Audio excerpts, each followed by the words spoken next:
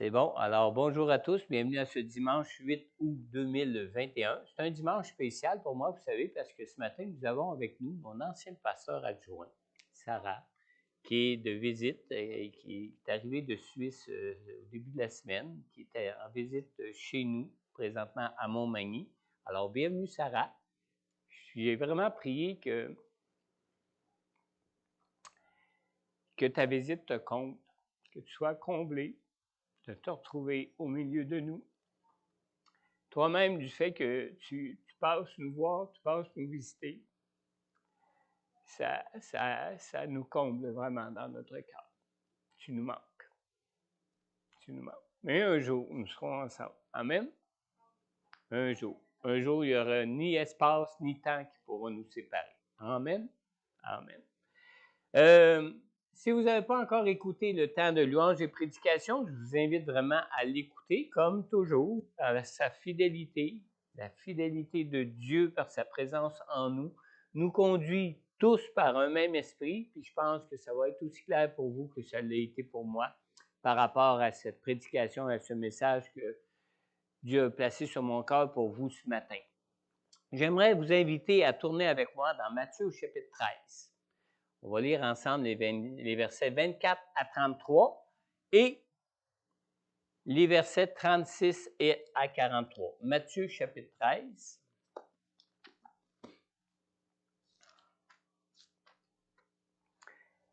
Les versets 24 à 33.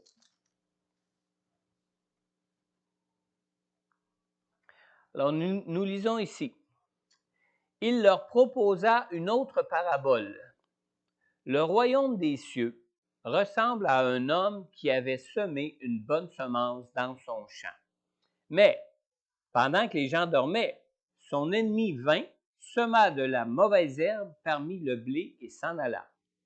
Lorsque le blé eut poussé et donné du fruit, la mauvaise herbe apparut aussi.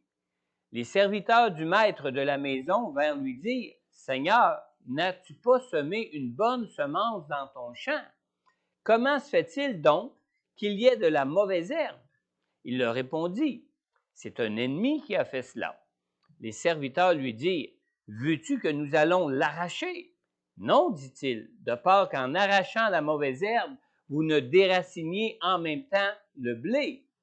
Laissez l'un et l'autre pousser ensemble jusqu'à la moisson.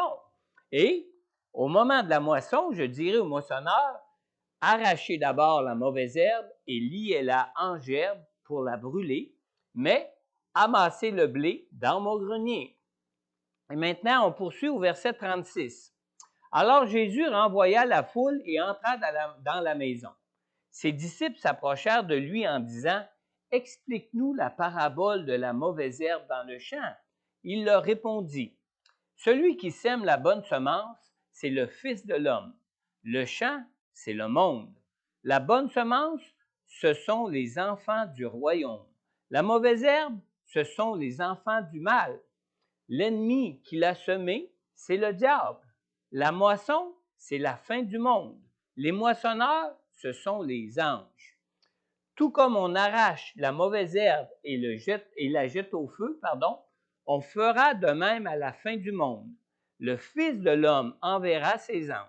Ils arracheront de son royaume tous les pièges et ceux qui commettent le mal.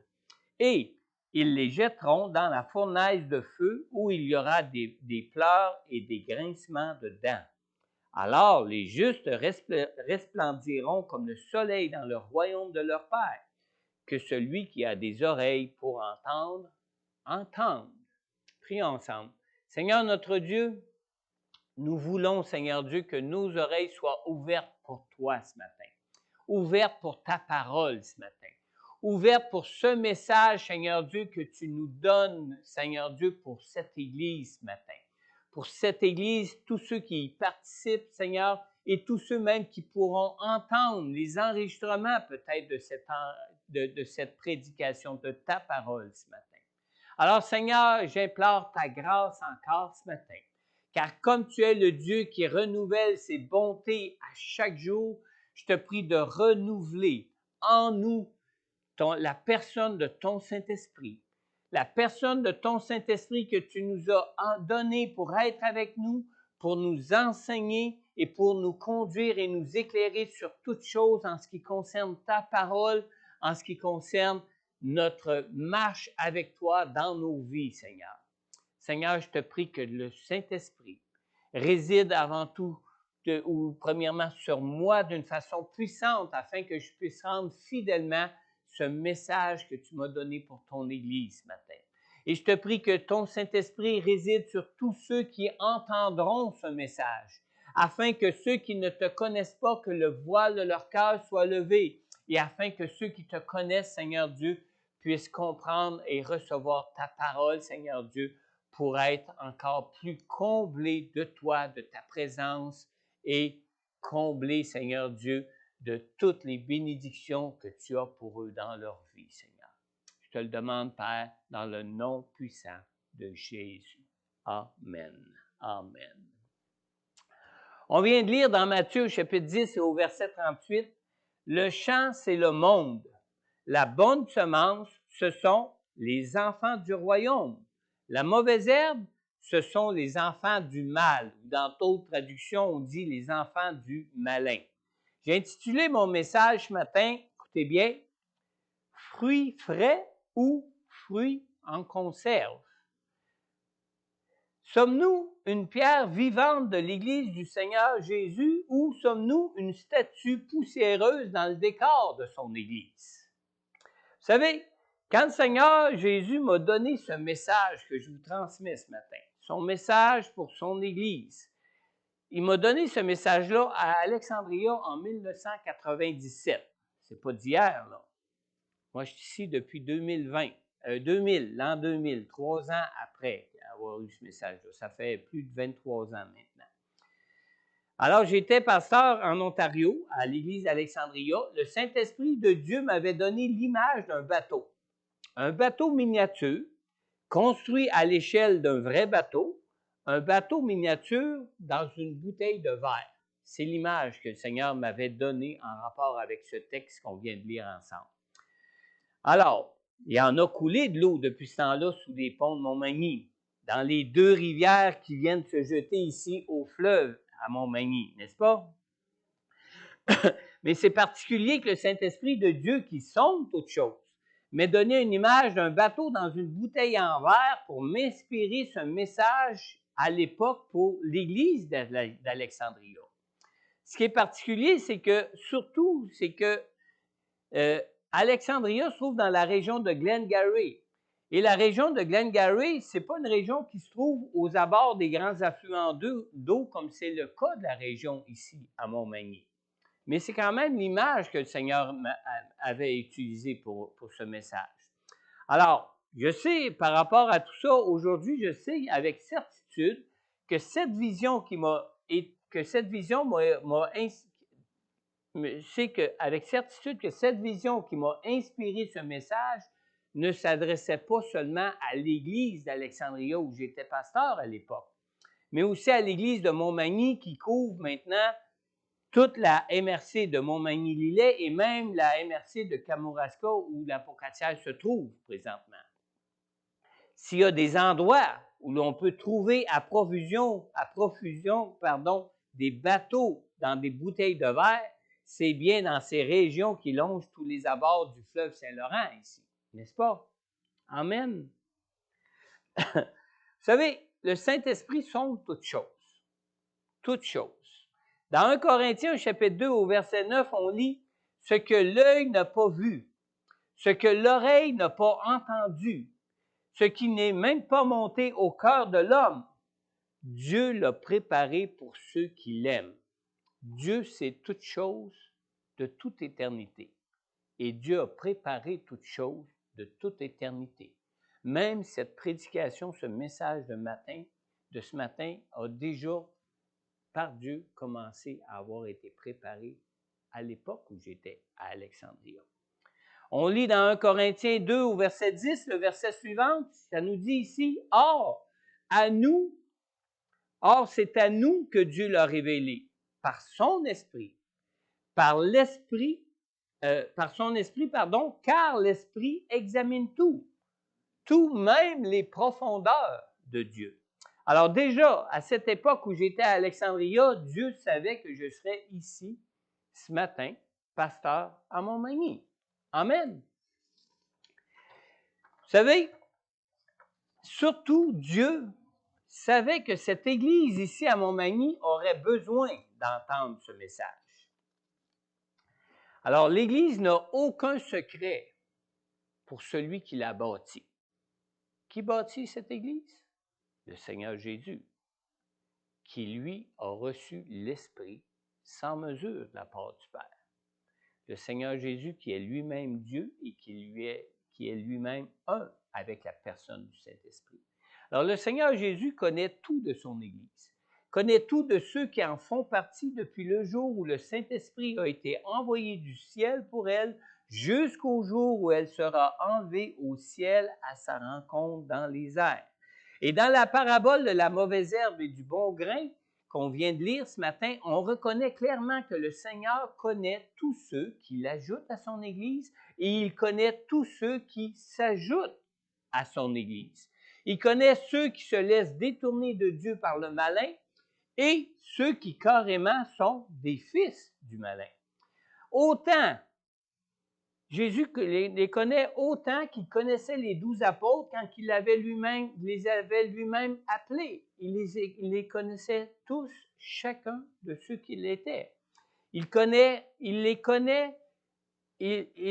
nous connaît même comme il connaissait Judas, l'un des 12, Judas qui était l'apôtre de Jésus-Christ qui pourtant devait le trahir. Il savait même déjà à l'avance. Amen. Dans Jean au chapitre 13 au verset 11, on lit, « En effet, il connaissait celui qui était prêt à le trahir. Voilà pourquoi il dit, « Vous n'êtes pas tous purs. » Alors, nous savons deux choses que le malin peut librement faire dans l'Église du Seigneur Jésus-Christ. Dans Matthieu chapitre 13 au verset 25, on a lu, « Mais pendant que les gens dormaient, son ennemi vint, sema la mauvaise herbe parmi le blé et s'en alla. » Alors, le malin agit quand les enfants du royaume dorment. Et la deuxième chose qu'on peut voir, c'est que le malin ajoute lui-même dans le champ de la moisson de l'Église une mauvaise semence qui produit des fils du malin. Dans Matthieu chapitre 13, au verset 38, on a lu, « Le champ, c'est le monde. La bonne semence, ce sont les enfants du royaume. La mauvaise herbe, ce sont les enfants du mal. » Alors, nous pouvons être surpris d'entendre dire du Seigneur Jésus lui-même que l'Église compte des enfants du royaume et des enfants du malin.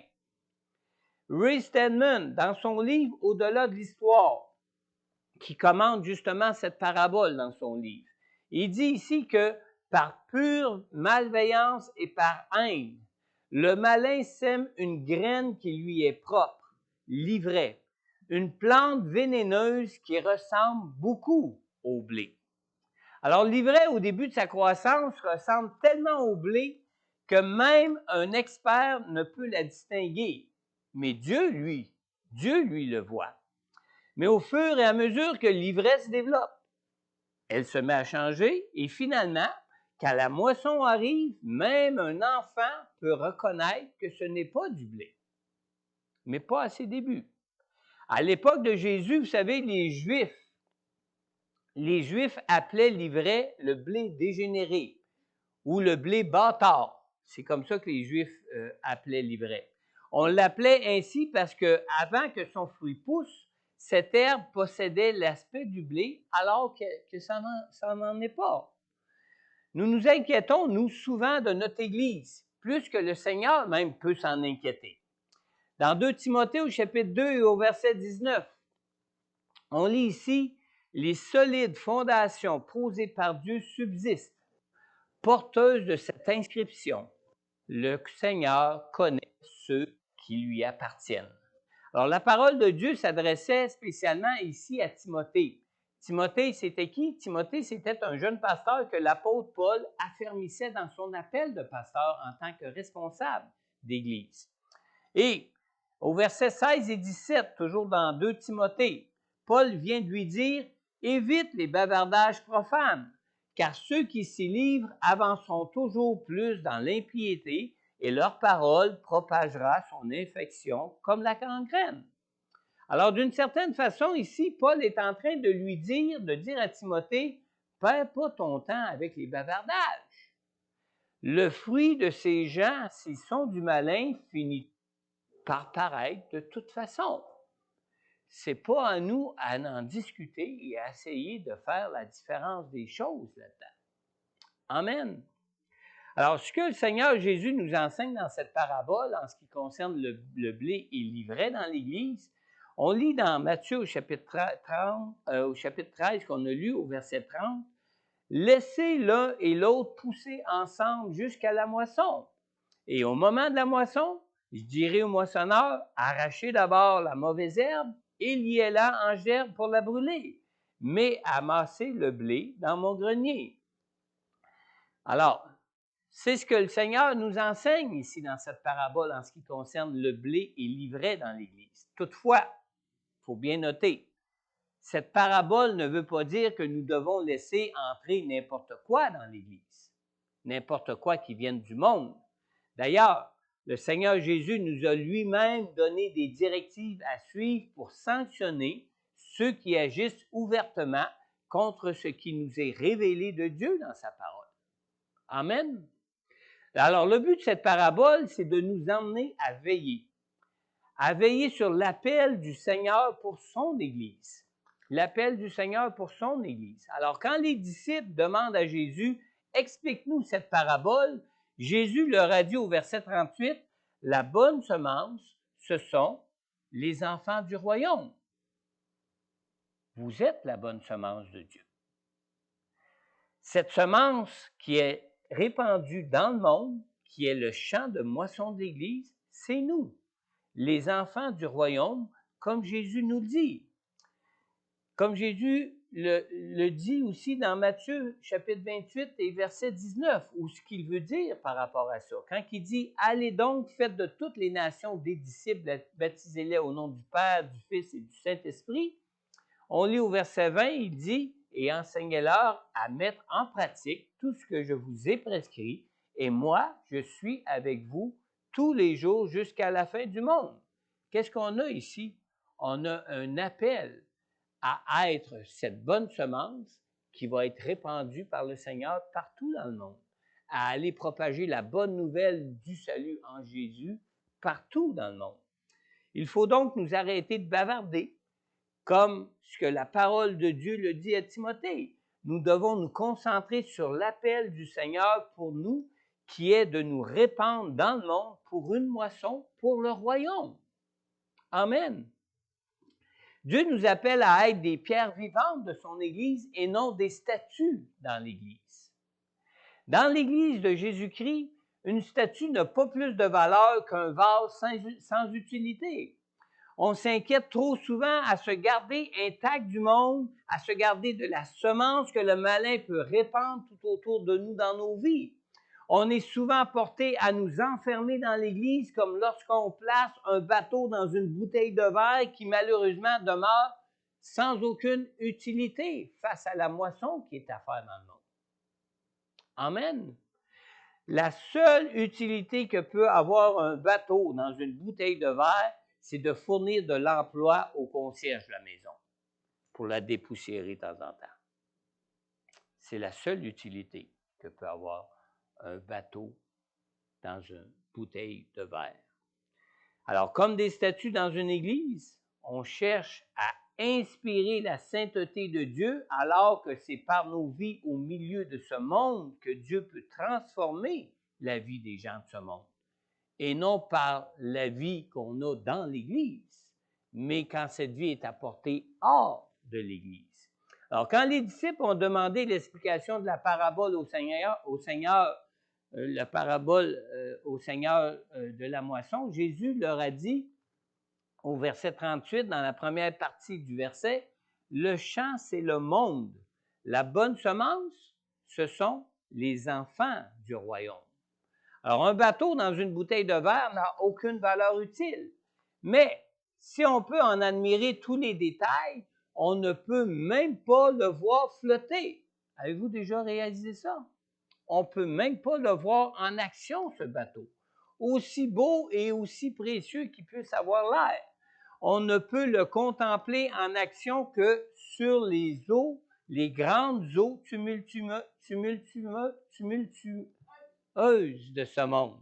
Merci. Chance qu'on a un professeur d'école ici. J'ai de la misère avec mon français ce matin. Amen. Alors, pour accomplir l'appel d'aller, l'appel de faire des disciples, il nous faut sortir de l'Église, sortir de notre bulle de verre. Amen. Au verset 30, toujours dans Matthieu 13, Jésus dit que la semence, ce sont les enfants du royaume. Alors, comme pour un bateau, nous avons besoin d'être mouillés pour que les gens de ce monde nous voient naviguer au milieu des tempêtes qui brassent ce monde en tous sens, afin de les inspirer à se tourner vers le Sauveur de ce monde. Amen. La bonne semence dont Jésus parle ici n'est pas la même que celle dont Jésus a déjà parlé. Dans Matthieu au chapitre 13 au verset 30, on lit que la bonne semence, ce sont les enfants du royaume. La semence ici est totalement différente de celle de la parabole du semeur. Il faut bien remarquer ça ici. Dans la parabole du semeur qu'on trouve juste un petit peu auparavant, dans Matthieu au chapitre 13, dans les versets 1 à 23, les grains, ce ne sont pas les enfants du royaume. Les grains qui y sont semés, c'est la parole de Dieu. Tandis que ici, ce sont les enfants du royaume qui sont répandus dans le monde.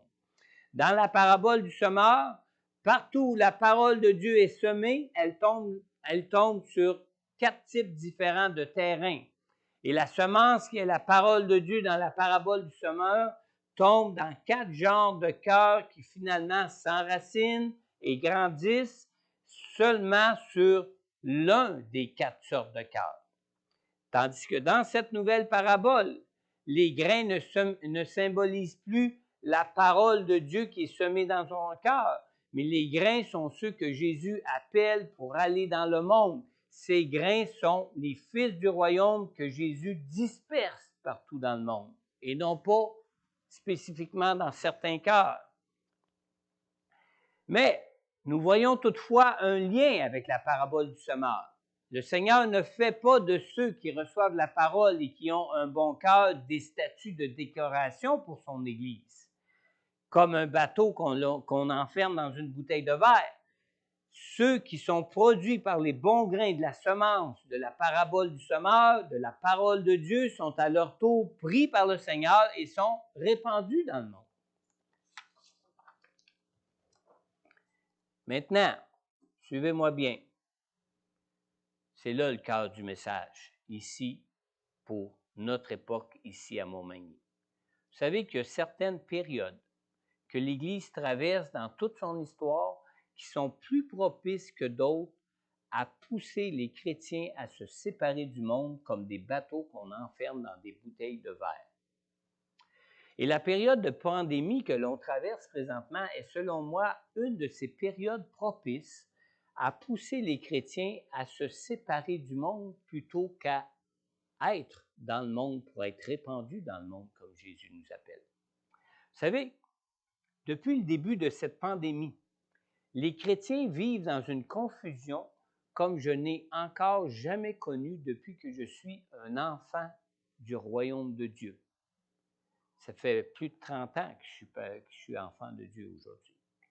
Et depuis le début de cette pandémie, toutes sortes de doctrines et toutes sortes d'interprétations concernant les événements que nous vivons présentement sortent de tous les milieux de croyants chrétiens évangéliques, de partout dans le monde, de tous les milieux, de toutes sortes d'églises, de toutes sortes de dénominations d'églises évangéliques. C'est au point qu'on n'arrive plus à différencier ceux qui sont les enfants du royaume de ceux qui sont les enfants du malin dans tout ça. Mais j'ai une bonne nouvelle pour vous ce matin. Nous n'avons pas à nous soucier d'avoir en enfer la différence. Ce n'est pas notre rôle. Ce n'est pas notre tâche. Ce n'est pas dans notre appel. Dans la parabole de la mauvaise herbe et du bon grain, quand les serviteurs demandent au maître de la moisson si l'on doit les arracher, la parole de Dieu nous dit dans Matthieu 13 au verset 29, « Non, dit-il, de peur qu'en arrachant la mauvaise herbe, vous ne déraciniez en même temps le bon blé. » Amen. Alors, il est important d'être à l'écoute de ce que Dieu nous dit dans cette parabole. Nous devons nous rappeler que nous n'avons pas cette capacité même de faire la différence entre ce qui peut être faux et ce qui peut être vrai par rapport à tout ce qu'on traverse dans cette pandémie. Ce n'est pas à nous de le faire. Ce n'est pas notre rôle. Ce n'est pas notre appel. L'appel de l'enfant du royaume n'est pas de se préoccuper des choses qui se cachent dans les ténèbres. On ne doit pas en faire une préoccupation dans nos vies. L'appel que les enfants du royaume ont est de se répandre dans le monde pour être une lumière dans ce monde de ténèbres. On lit dans Matthieu chapitre 5, dans les versets 14 à 16, vous ne l'aurez pas à l'écran, je vais vous le lire ici, ces 3 versets. « Vous êtes la lumière du monde. Une ville située sur une montagne ne peut pas être cachée. Et on n'allume pas non plus une lampe pour la mettre sous un seau, mais on la met sur son support et elle éclaire tous ceux qui sont dans la maison. Que de la même manière votre lumière brille devant les hommes afin qu'ils voient votre belle manière d'agir et qu'ainsi ils célèbrent la gloire de votre Père céleste. » Alors, on vient de lire au verset 15 particulièrement de Matthieu 5, on lit bien ici, « On n'allume pas une lampe pour la mettre sous un seau, mais on la met sur un support et elle éclaire tous ceux qui sont dans la maison. » Alors, depuis le début de cette pandémie, vous savez, le monde a mis leur espérance dans la recherche pour trouver un vaccin. Vrai? Suivez-moi bien, là. Je ne fais pas de jugement sur personne puis sur rien non plus. Alors, bien que nous ayons maintenant des vaccins qui ont été développés, le spectre de la pandémie demeure et demeure toujours. Amen. Plusieurs doutent de l'efficacité des vaccins d'un côté, alors que d'autres craignent les effets encore inconnus à long terme de ces vaccins et ou des différents vaccins qui nous sont proposés. Amen. D'autres, par contre, accordent une confiance absolue à la médecine scientifique et placent maintenant leur espérance dans la vaccination entière de toute la population. Vrai? Autant la confiance des uns que la crainte des autres sont des sentiments légitimes. Puis, il n'y a pas de problème avec ça. À chacun son opinion, à chacun ses convictions. Il n'y a aucun problème avec ça. D'accord? Au milieu de cette tempête pandémique qui trouble les grandes eaux tumultueuses de ce monde de ténèbres, maintenant, qu'est-ce qui est vrai et qu'est-ce qui est faux? Alors, malgré toutes les prétentions de chacun et malgré toutes les convictions de d'autres, qui dit vrai et qui dit faux? Personne ne le sait. Même la science est confuse face à tout ça. Réellement, personne ne le sait. Alors, comme pour le blé livré dans l'Église, ce n'est seulement qu'une fois que les différentes semences auront porté leurs fruits que nous pourrons différencier ce qui était vrai de ce qui était faux. Mais pas avant. Mais qu'est-ce qu'on fait en attendant? Là est la question. Qu'est-ce qu'on fait dans l'attente où le vrai et le faux poussent ensemble? Le vrai et le faux est manifesté alors qu'on ne peut pas en faire de différence, à savoir lequel est vrai et lequel est faux. Dans Jean, au chapitre 1, au verset 9, en parlant de Jésus qui est la parole de vérité, on lit ceci. « Cette lumière était la vraie lumière qui, en venant dans le monde, éclaire tout humain. » Quelle est la lumière qui est la vraie lumière? Notre Seigneur Jésus-Christ. Alors, ce que nous avons besoin, et ce que ce monde a besoin au milieu de cette tempête pandémique, c'est de trouver une espérance qui soit vraie. Est-ce que le vaccin est une espérance qui est vraie? Personne ne peut encore le dire. Même la science médicale ne peut même pas faire encore des affirmations là-dessus. Ils ont plein de bonnes prétentions, ils ont plein de bonnes expériences, mais ils n'ont pas juste de bonnes expériences. Et personne ne peut dire ou affirmer scientifiquement présentement si c'est une vraie espérance ou si ça n'en est pas. Amen.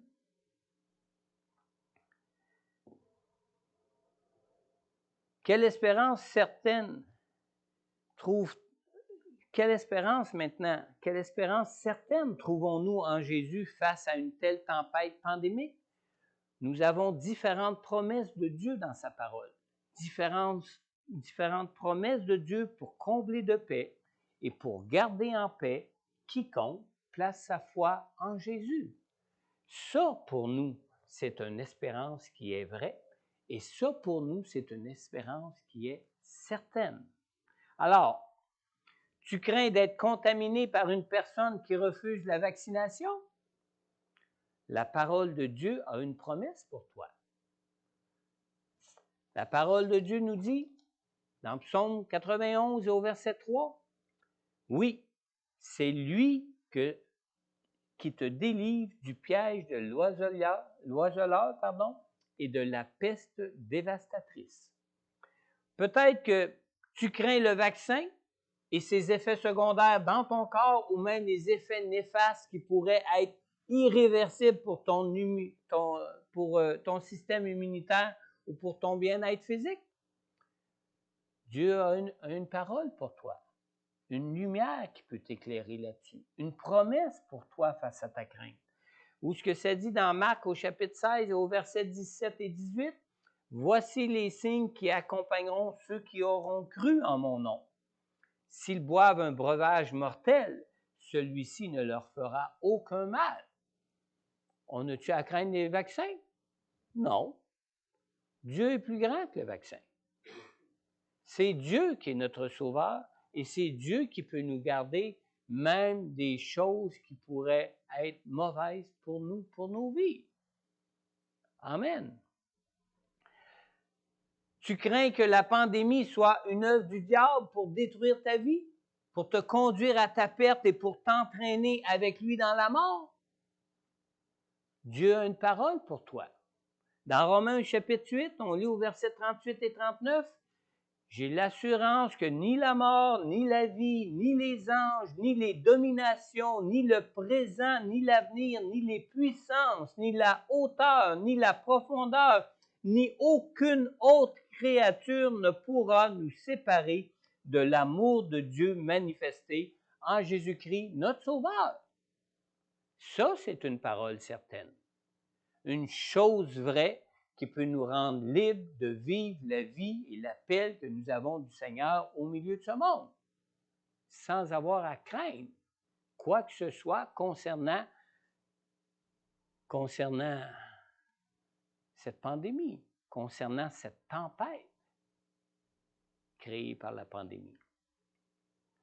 Tu crains que cette pandémie, peut-être, soit un jugement de Dieu qui tombe sur le monde et que tu risques toi-même d'être atteint par ce jugement? Parce qu'il y a des chrétiens qui croient que c'est un jugement de Dieu. Puis ça se peut peut-être que ça soit un jugement de Dieu. On ne sait pas.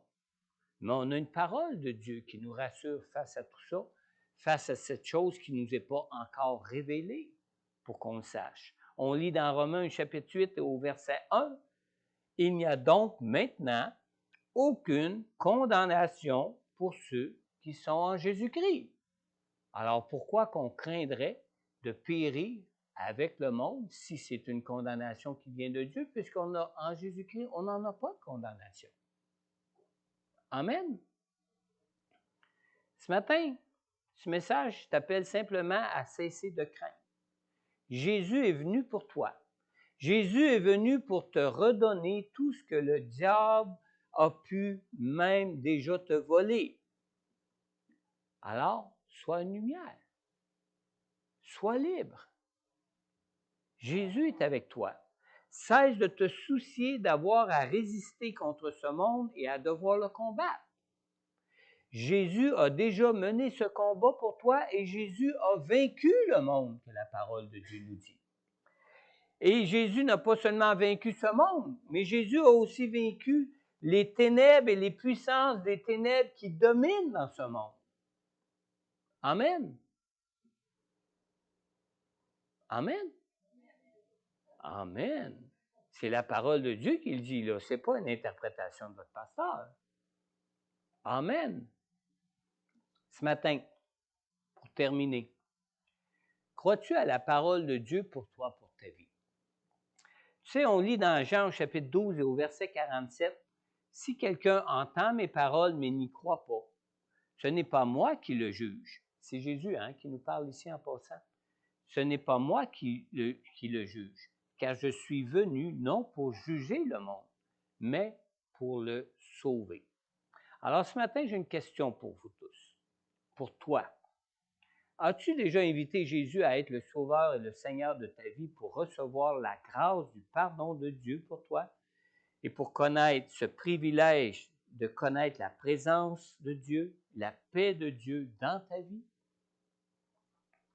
Si tu n'as encore jamais déjà invité Jésus jusqu'à maintenant à venir dans ton cœur pour être le Sauveur de ta vie, c'est peut-être parce que tu ne